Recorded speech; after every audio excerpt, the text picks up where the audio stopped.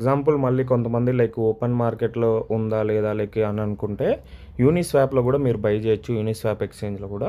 So, enter Uniswap కొట్టేసి ఇక్కడ మనకి పైన వచ్చేసి యూనిస్వాప్ మీరు టోకెన్ వచ్చేసి మీ వాలెట్ కనెక్ట్ చేసుకోండి. కనెక్ట్ చేసుకున్నాక యూఎస్డిటీ కొట్టండి. కింద వచ్చేసి కాంట్రాక్ట్ అడ్రస్ యాడ్ చేయండి. మన వేల్‌బిట్ కాంట్రాక్ట్ అడ్రస్ యాడ్ చేసినట్లయితే మీకు కింద ఇలా రావడం జరుగుతుంది. సో, వేల్‌బిట్ యాడ్ చేసుకున్నాను.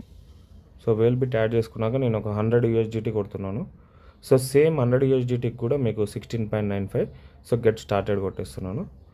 సో, ఇక్కడ రివ్యూకి వెళ్ళిపోయింది. సో, కొట్టేసి కంటిన్యూ కొట్టేసి అప్రూవ్ అండ్ సో, ఇక్కడ కొంచెం మనకి డిస్క్లైమర్ అయితే ఇవ్వడం జరుగుతుంది. ఎందుకంటే ఏదైనా మనం బై చేస్తున్నామంటే ఇది ఇంకా మనకి మెయిన్ ఎక్స్చేంజెస్లో లిస్ట్ అవ్వలేదు కాబట్టి మనకు అలా డిస్క్లైమర్ ఇస్తారు. సో, కన్ఫర్మ్ చేసుకోవాలి. సో, మనకి ఆల్రెడీ ఐడియా ఉంది కాబట్టి మనం బై చేస్తాం అనమాట. So, confirm.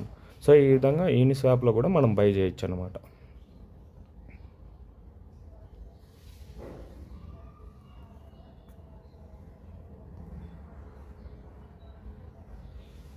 సో, యూనిస్వాప్‌లో ఇప్పుడు బై చేసాం కదా! సో, సేమ్ 16.93 క్రెడిట్ అయ్యాయి. సో, ఇక్కడ మనకి క్రెడిట్ అయ్యే అడ్రస్ వేరుంటది. మన డెక్స్ నుంచి క్రెడిట్ అయ్యే అడ్రస్ వేరుంటది.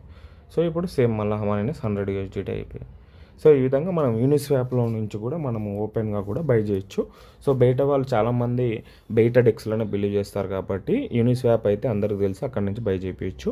సో, ఇది యూనిస్వాప్ మీరు టోకెన్ పాకెట్ వెళ్ళి డిస్కవర్లో వెళ్ళేసి ఇక్కడ ప్యాన్కేక్ స్వాప్ లాగా లైక్ యూనిస్వాప్ మనకి కొట్టినట్టయితే ఇక్కడ ట్యాప్ చేసినట్టయితే ఇక్కడ నుంచి మనం బై చేసుకోవచ్చు. సో, కాంట్రాక్ట్ అడ్రస్ అనేది ఇంపార్టెంట్. వెరిఫై చేసుకోవాలి. 1-2 సార్లు వెరిఫై చేసుకొని కన్ఫర్మ్ చేసుకోవాలి. ఇప్పుడు నేను మీ ముందే లైవ్లో ఒక 100 మన డెక్స్‌లో కొన్నాను. 100 వచ్చేసి యూనిస్వాప్‌లో కొన్నాను. So, thank you everyone.